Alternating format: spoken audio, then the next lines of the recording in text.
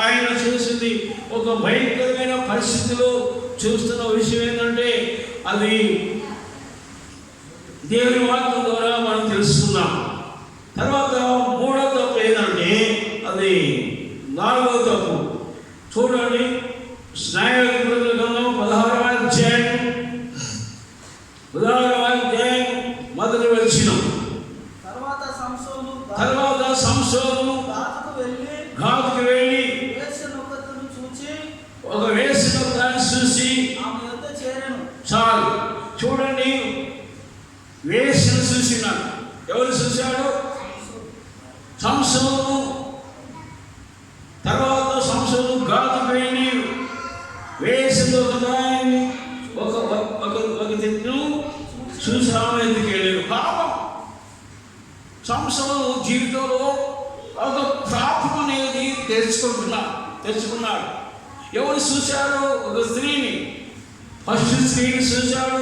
ఆమెను పెళ్లి చేసుకుంటున్నాడు. ఆ స్త్రీ వెళ్ళిపోయింది. ఇంకో స్త్రీ దగ్గరికి వెళ్తున్నాడు. స్తోత్రం. పరిశుద్ధాత్మ పొందినవాడు ఎలా ఉండాలి? నాశనం చేయబడినవాడు ఎలా ఉండాలి? ప్రతిష్ఠుడు ఎలా ఉన్నాడు? ఓ క్రైస్తవుడా, నువ్వు ఎలా జీవించాలి? అన్నిలో తెలిసిపోతున్నావు. తీర్పు తప్పదు. సంసోనుకి తీర్పు వచ్చింది. నీకు తెలుసా? సంసోనుకు తీర్పులో దేవుని వాక్యాన్ని భిన్నంగా నడుస్తున్నాడు సంసారం. ఆమె పరిశుద్ధంగా బతకరా బాబుని, దేవుని పరిశుద్ధంగా బ్రతకని ముందే దేవుని దూత ద్వారా గర్భము ధరించి చెప్పిన మాట ఆలకించగా తన జీవితాన్ని భంగం చేసుకుంటున్నాడు. అడుగడుగున తప్పు చేస్తున్నాడు. అడుగడుగున పాపం చేస్తున్నాడు. అడుగడుగున వాక్యానికి భిన్నంగా నడుస్తున్నాడు. దేవుని వాళ్ళు ఇక్కడ ఏంటంటే ఒక వేస దగ్గరికి వెళ్ళిపోతాడు. ఎంత అన్యాయం! సంసోను ఎక్కడ వెళ్ళిపోతున్నాడు? వేషాన్ని చేయడానికి రొట్టె మొక్క ఏం తగదు. వేష దగ్గరికి వెళ్తున్నాడు. పాపం చేస్తే ఒక వేష దగ్గరికి వెళ్ళిపోయే వ్యక్తి ఎలాంటి అంటే వేషతో జీవితం గడుపుతున్నాడు. వ్యభిచార స్త్రీతో జీవితం గడుపుతున్నాడు. ఒక స్త్రీని చూశాడు, ఆమెను పెళ్లి చేసుకుంటున్నాడు. రెండో స్త్రీని కూడా చూసి ఆ రెండో స్త్రీ వేష. ఇతను ఎవరో నాశనం చేయబడినవాడు, ఒక ప్రతిష్ఠుడు. ఇతను ఎవరో నీతిగా బ్రతకాల్సిన వాడు, న్యాయాధిపతిగా ఉండి ఇశ్రాయేలు ప్రజలకు న్యాయం చేయాల్సిన వాడు. ఇతను వ్యభిచార జీవితంలోకి వచ్చాడు.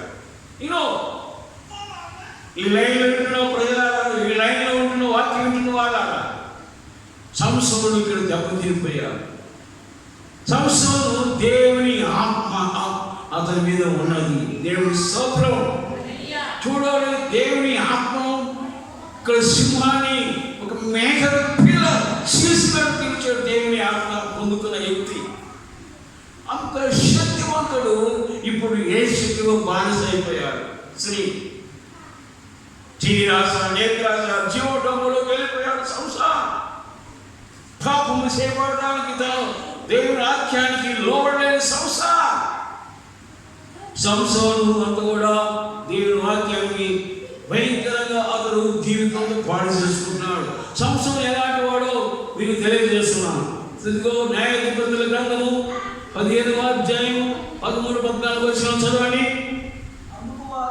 అందుకు వారు నిశ్చయముగా మేము నిన్ను సంపము గాని నిన్ను గట్టిగా కట్టి వారి చేతికి మేము అప్పగించదమని చెప్పి 2 క్రొత్త తాళ్ళ చేత అతన్ని కట్టి ఆ బండ యొద్ద నుండి అతన్ని తీసుకొని వచ్చి అతడు లేవీకి వచ్చు వరకు ఫిలిష్తీయులు అతనిని ఎదుర్కొని కేకలు వేయగా యెహోవా ఆత్మ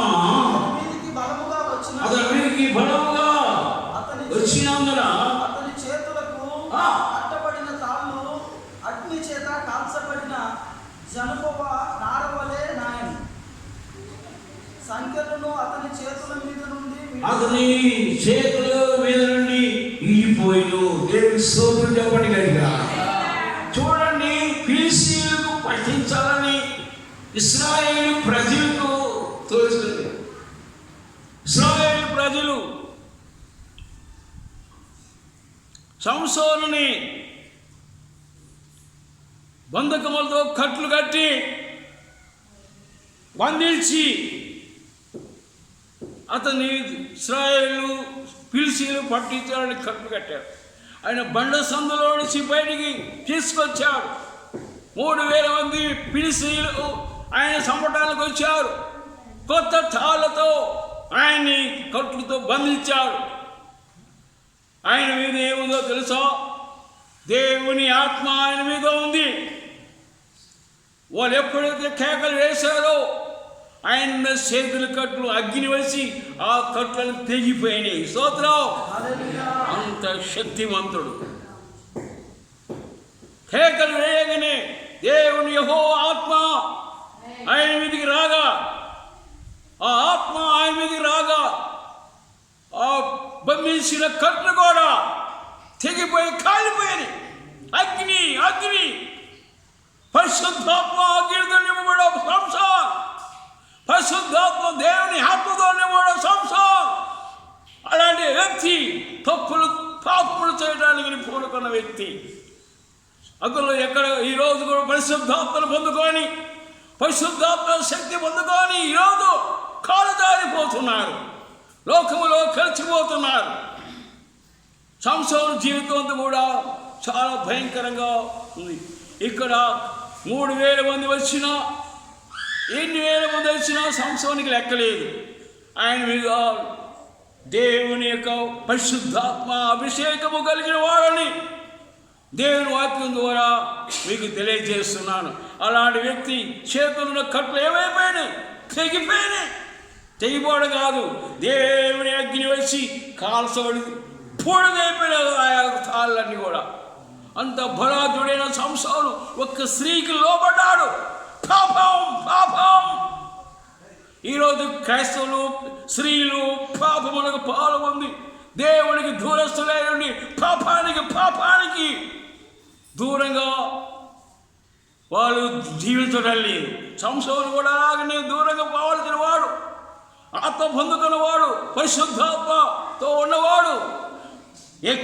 ఇక్కడేమో సింహాన్ని తీసివేసిన వాడు, ఇక్కడేమో చేతులతో కట్టితే తెగిపోయినా కూడా అతను అంత బలాదుల వ్యక్తి. ఇదిగో ఈ 16వ అధ్యాయంలో మొదటి వచనంలో ఒక వేశ్యను చూసెను. 16వ అధ్యాయంలో మొదటి వచనాన్ని మనం గమనిస్తే ఒక వేశ్య దగ్గరికి వెళ్ళిపోతున్నాం. ఇంత వ్యక్తి వేశ్య దగ్గరికి వెళ్ళిపోతుంటే అతని మీద ఎంత ఘోరము, అన్ని మర్చిపోతున్నాడు. దేవుని వాక్యాన్ని మర్చిపోయాడు. దేవుని ఆత్మను బాధపడిస్తున్నాడు. దేవుని ఆత్మను దుఃఖపడిస్తున్నాడు. దేవునికి దూరం అయిపోతున్నాడు. ఈరోజు క్రైస్తవులు కూడా దేవుని ఏడిపిస్తున్నారు. ఈరోజు క్రైస్తవులు కూడా దేవునికి దగ్గరగా బతకలేక దూరస్తులైపోతుంది. సంవత్సరం జీవితం పాడు ఒక వేశ్యను చూసెను. స్తోత్రం చెప్పండి గట్టిగా. హల్లెలూయా. దేవుని మీద ఇన్ని విషయాల్లో సంవత్సరం దెబ్బతినిపోతుంది. తన జీవితం అంతా కూడా తారుమారైపోతుంది.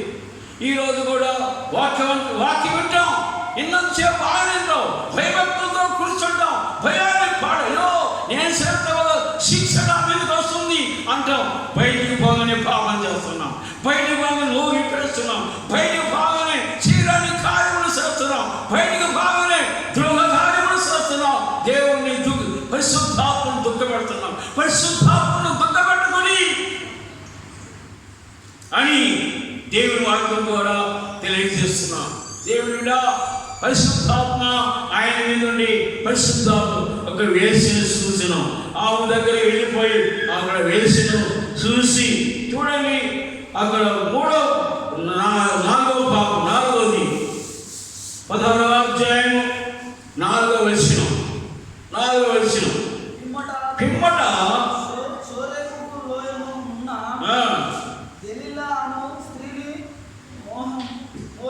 దెలీలా అను స్త్రీని మోహింపగా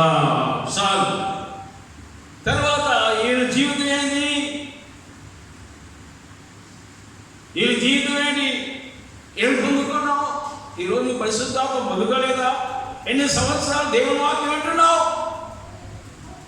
ఇదే నువ్వు చేయాల్సిన న్యాయము? ఇది కృపాకాలం కాదా? ఇక్కడ 4వ వచనంలో చూస్తే పిమ్మట అతడు లోయలో దేవిలో అను స్త్రీని మోహింపగా మోహంలో పడ్డాడు, వ్యభిచారంలో పడ్డాడు, మోహములో పడ్డాడు సంసోన్. మోహములో కామములో పడ్డాడు, మోహములో పడ్డాడు, కామలో పడ్డాడు.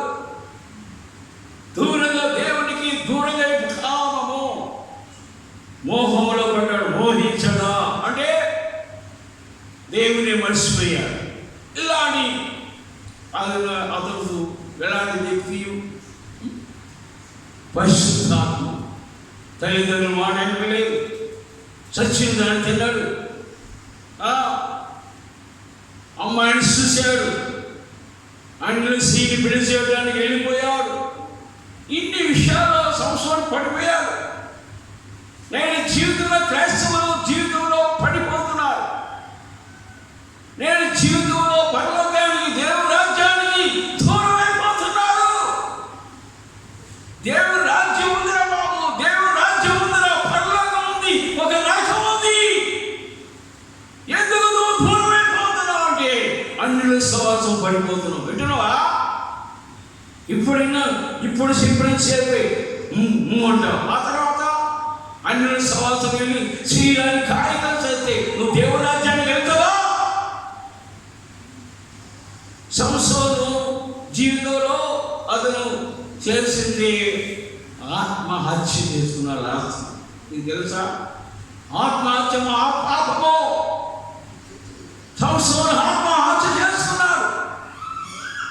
దేవునికి స్తోత్రం, హల్లెలూయా, స్తోత్రం, హల్లెలూయా.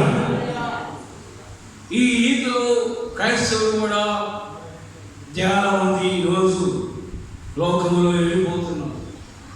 ఆదివారం అనేది లేదు, ఒక ప్రార్థన జీవితం లేదు, ఆదివారం పాటించడం లేదు, శనివారం ప్రార్థన పాటించడం లేదు, దేవుని క్రమాన్ని పాటించడం లేదు. ఎంతమంది వెళ్తారు దేవుని రాజ్యాన్ని? ఈరోజు ఆదివారం నీకు తెలియదా? ఈరోజు శనివారం ప్రార్థన చేసి ఉపవాసం ఉండే దినము నీకు తెలియదా? నీ ఎవరితో సహవాసం చేయబోతున్నావు? ఎవరితోటి? సంవత్సరం ఎవరితో సహవాసం చేస్తున్నట్టే స్త్రీలతో సహవాసం చేస్తున్నాడు. స్తోత్రం.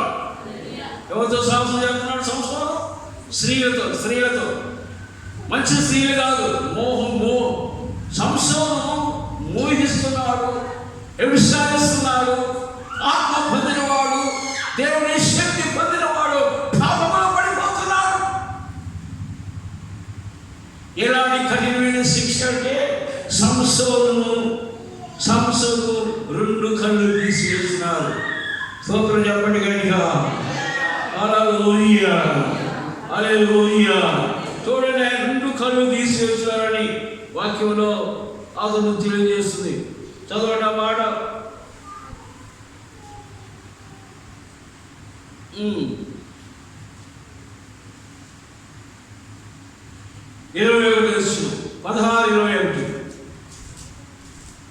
16:21 అప్పుడు ఫిలిష్తీయులు అతను పట్టుకొని అతని కళ్ళు ఓడదీసి గాజుకు అతన్ని తీసుకొని వచ్చి ఇతని సంఖ్యల చేత అతన్ని బంధించి అతని బంధికులలో తిరగాలి విసురుచుండెను.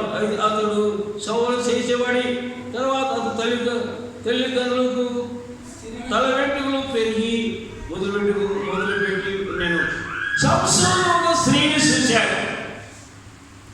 ఆ సూప్ ద్వారా ఇతను కళ్ళు తీయబడ్డాయి.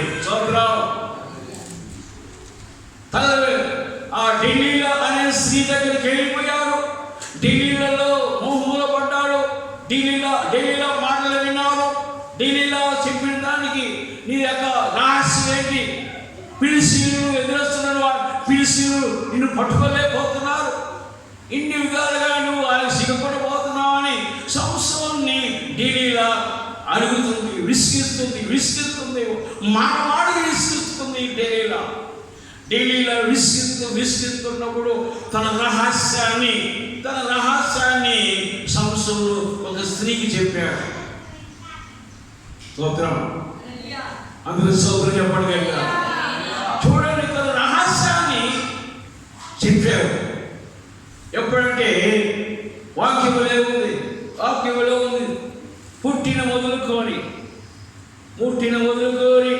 అతడు చదవండి 11వ అధ్యాయము 7వ వచ్చే మనసు. కాబట్టి నీవు ద్రాక్ష రసమే గాని మద్యమే గాని త్రాగకూడదు, అపవిత్రమైనదేది తినకూడదు. ఆ బిడ్డ గర్భమున పుట్టినది మొదలుకొని చనిపోవు వరకు దేవునికి నాజీరు చేయబడిన వాడై ఉండునని నాతో చెప్పాను. చాలు, ఇతడు ఎట్టిగా దిగకూడదు, ముందే చెప్పాడు. దేవుని దూత, దేవుని వ్యక్తి అతడు పుట్టిన మొదలుకొని తలకాయ మీద మంగళకత్తి పెట్టకూడదు. ఆ రహస్యాన్ని ఢిల్లీలో చెప్పుకున్నాడు. దేవుని యొక్క రహస్యం, దేవుని యొక్క శక్తి ఒక వేశ్యకు ఢిల్లీకు సొంత తెలియజేశాడు. అతడు ఆశీర్వదించబడిన వ్యక్తి. మనం ఇక్కడ 11వ అధ్యాయం 24 వచ్చిన చూస్తున్నాం. అతను ఆశీర్వదించిన వ్యక్తి. ఈ ఆశీర్వదించిన వ్యక్తి శాపమును పొందుతున్నాడు. పుట్టిన మొదలుకొని తల మీదకి మంగళకత్తి రావద్దు. ఇక్కడ చూస్తే సంవత్సరము తన జీవితంలో వెంట్రుకలన్నీ కత్తిరించి ఆ డైరీలో తొడల మీద పట్టుకొని ఆ మెల్లగా ఆ వెంట్రుకలన్నీ తీసి అతను నా జీవం చేయబడ్డ రథం అతను ప్రవర్తిస్తూ రుతువ కలిగిన వాడు. ఏమైపోయాడు? చెడిపోయా. దేనికి చెడిపోయాడు? పాపం. దేనికి చెడిపోయాడు? మోహం. దేనికి చెడిపోయాడు? వ్యభిచారం. దేవుని ఆజ్ఞలు ఓడిపోయాడు. ఎప్పుడు సంవత్సరం ఈరోజు సంవత్సరాలు అతని కళ్ళు కత్తి తీసుకొని షాకు తీసుకొని 2 నేత్రాలు సంవత్సరం తీసివేశాడు. అది దేవుని కోపము. సోదరు చెప్పండి కనుక. అందుకని ఏ సూపు చూసా మోగ సూపుతో చూడగా కానీ దేవుని వాక్యంలో బైబిల్ చెప్పడం లేదా?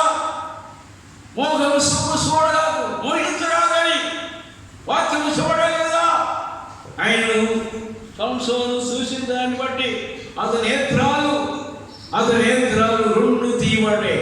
అతని వెంట్రుకలు కొరిగేశాడు. పాపంలో పడ్డారు. అతను పట్టుకొని వాడు ఒక అన్యుడుగా మారిపోయాడు. సంసారం జీవితం అంతా పాపం.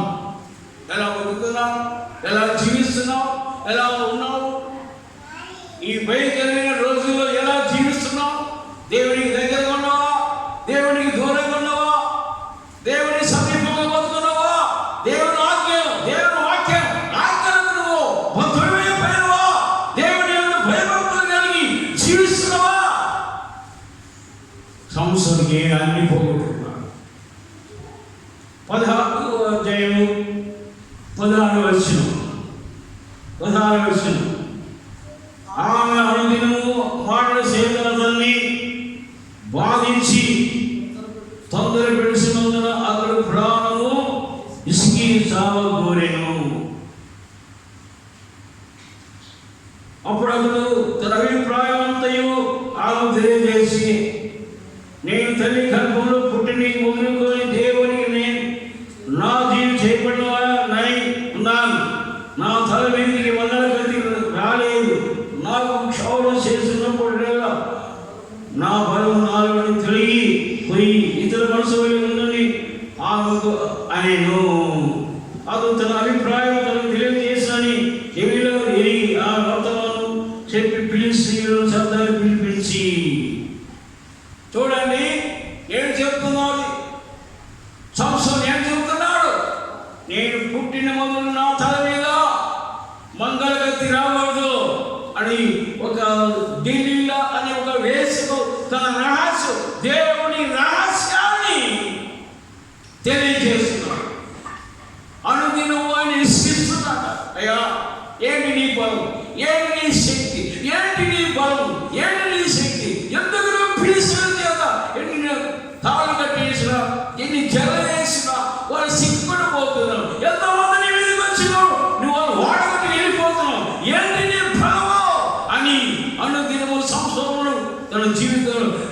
ప్రశ్నిస్తుంటే తన అభిప్రాయాన్ని డెలీలాకు తెలియజేసిన సంవత్సరం. స్తోత్రం. అందరూ స్తోత్రం చెప్పండి గట్టిగా. హల్లెలూయా, హల్లెలూయా. కనుక లాస్ట్ విషయాన్ని చెప్పి ముగిపోతున్నాను. సంవత్సరం జీవితంలో అతను చేసిన భయంకరమైన పరిస్థితి మనం తెలుసుకుందాం. చూడండి 16వ అధ్యాయం 28, 29, 30 వచనాలు చదువుకుందాం. అప్పుడు సంసోను యెహోవా ప్రభువా ఈసారి మాత్రం నన్ను జ్ఞాపకం చేసుకొనుము. దేవా దయచేసి ఈసారి మాత్రమే నన్ను బలపరచుము. నా రెండు కన్నుల నిమిత్తము ఫిలిష్తీయులను ఒక్కమారే దండించి తీర్చుకొననిమ్ము అని మొరపెట్టి ఆ గుడికి ఆధారముగా ఉన్న రెండు మధ్య స్తంభములో ఒకదానిని కుడి చేతను ఒకదాని ఎడమ చేతను పట్టుకొని నేను ఫిలిష్తీయులను చనిపోదుము గాక అని చెప్పి బలముతో వంగినప్పుడు గుడి సర్దారుల మీద దానిలో ఉన్న జనుల మీద పడెను. మరణ కాలమున అతడు చంపిన వారిని జీవిత కాలం ముందు అతను చంపిన వారు లెక్కకంటే ఎక్కువ ఆయను. సోప్రజపడి గట్టిగా చూడండి. సంసోను మానమైపోతున్నాం. వాళ్ళ దేవత గుడిలో సంసోన్ని మధ్య స్తంభానికి కట్టివేశాడు. స్తోత్రం. ఒకటి అతని నేత్రాలు ఏడవో చూసిన దానికి నేత్రాలు తీసేసాడు. చూసిన దానికి సంసోను బలాఢ్యుడు, నాశనం చేయబడ్డాడు, ప్రతిష్ఠుడు, పవిత్రుడు. ఇతడు అన్ని ఆజ్ఞలు, దేవుని ఆజ్ఞలు మీరి గుడ్డివాడైపోయాడు. ఆమె గుడ్డివాడు తనంతట కాల.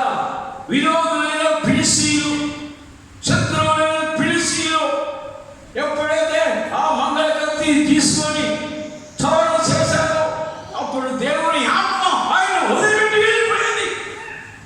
దేవుని శక్తి లేకుండా పోయాడు. ఒక మామూలు మనిషిలాగా అతను పడిపోయాడు. ఫిలిష్తీయులను పట్టుకున్నారు. తల వెంట్రుకలు తీసిన తర్వాత అతని శక్తి వెళ్ళిపోయింది. దేవుని ఆత్మ అతని విడిచి వెళ్ళిపోయింది. సింహమును చీల్చివేసిన వ్యక్తి, తాళతో కట్టబడిన వ్యక్తి, గడం గమ్ములు పీక్కొనిపోయిన వ్యక్తి, ఈ రోజు బానిసై పాపంలో పడిపోయిన వ్యక్తి ఒట్టిగా ఒక మామూలు మనిషిగా తయారైపోయి పాపంలో తన జీవితంలో ఏమి పోగొట్టుకుంటే జీవితం సర్వనాశనం చేసుకొని ఆత్మహత్య చేసుకొని ఆత్మహత్యలో సంసోను చనిపోయాడు. సంసోను ఎలా చనిపోయాడు? ఆత్మహత్య మహాపాపము. స్తోత్రం. స్తోత్రం చెప్పండి. ఆత్మ ఈరోజు క్రైస్తవులు కూడా ఆత్మహత్య చేసుకుంటారు, ఆత్మహత్యకు పోలవుతారు, ఆత్మహత్య చేసుకోవడానికి ముందుపోతారు. కిస్నా పోతారు, షాపింగ్ పోతారు, ఉరిపెట్టుకోపోతారు. చాలా మంది ఆత్మహత్య చేసుకొని దేవుడికి కూడా సంవత్సరం ఆత్మహత్య చేసుకున్నాడు. దేవుడి స్తోత్రం. అందరూ స్తోత్రం చెప్పండి కదా. హల్లెలూయా. సంసోను ఏమేడు చెప్పాలి? రెండు నేత్రాలు శత్రువులు షాప్ తీసుకొని తీసుకెళ్తాడు. దేవుని కోపము ఎలా మండిందో చూడు. దేవుని వాక్యానికి చెప్పినప్పటి సంసోను చేయలేదు. దేవుని వాక్యానుసారం జీవించబోతే తను చేసిన తప్పు తన మీదనే పడిపోయింది. తను చేసిన జ్ఞానము తన మీదనే తాను చేసిన జీవితాన్ని సంసారం నష్టం చేసుకున్నాడు. ఈరోజు ఇంటికి పోతున్నావు, అన్యుల సమాసం చేస్తావా? అన్యులతో తిరుగుతావా? క్రైస్తవ జీవితం సమాసం చేసినప్పుడే దేవుని రాజ్యానికి నువ్వు దగ్గర అవుతావు. అర్థం చేసుకో. కనుక దేవునికి దూరంగా సంసారం తన జీవితంలో పశ్చాత్తాపడ్డాడు. నేత్రాలు రాగా పశ్చాత్తాపడ్డ అతను బతకలేదు. ఆ యొక్క అన్యుల దేవత గుళ్ళో ఒక స్తంభం పట్టుకొని పీకి వేసి ఒక మామూలు మనిషి చనిపోయాడు. ఎలా చనిపోవాలి? ఒక ప్రతిష్ఠుడైన ఎలా చనిపోవాడు? వారు తన మరణం తినే వరకు జాగ్రత్త బతుకొని, మరణం వచ్చే వరకు దేవుడు తీసుకునే వరకు జాగ్రత్తగా బతకాలి, పరిశుద్ధంగా బ్రతకాలి. సంవత్సరం ఎలా బతకాలంటే తను ఆత్మహత్య చేసుకొని చనిపోయాడు. 2 నేత్రాలు లేనివాడుగా ఉన్నాడు. మోహించాడు, సింహాన్ని చీల్చివేసినాడు, తెరమగట్టినాడు. సంవత్సరం యొక్క ప్రార్థన జీవితం చాలా దేవుడు ప్రార్థన విన్నవాడు. ఇలాంటి ప్రార్థన విన్న వ్యక్తి దేవుడికి దూరంగా తన జీవితం చనిపోయాడు కదా. నీవు నేను యేసు నామములో రక్షించబడ్డ నీవు ఇంకా పాపములు జోలికి పోకుండా ఈ యొక్క భయంకరమైన దినముల్లో నీవును జాగ్రత్తగా బతికి సంవత్సరం జీవితం ఒక పాఠములాగా మనం నేర్చుకుంటున్నాం. ఒక పాఠములాగా మనం ఉంది. మన బుద్ధి కలగడానికి మనకి దేవుడి మనకి ఈ దినాలను దయచేసినాడు. కాబట్టి దేవుని వాక్యాన్ని భయపడి యేసుకి ప్రభువుకు దూరంగా కాకుండా పరిశుద్ధాత్మ అభిషేకం పొందుకొని జీవించాలి. దేవుని రాజ్యం మనకు మనం దూరం కాకుండా ఆపాదం చేసుకోకుండా ప్రభువుకి జీవితాల్లో మనం నిత్యంగా జీవించి పరిశుద్ధంగా బ్రతకాలని నా మాటలకు తెలియజేస్తూ ఈ నా మాటలు ముగిస్తున్నాను. దేవుని వాక్యం దీవిస్తుంది కాక. ఆమేన్.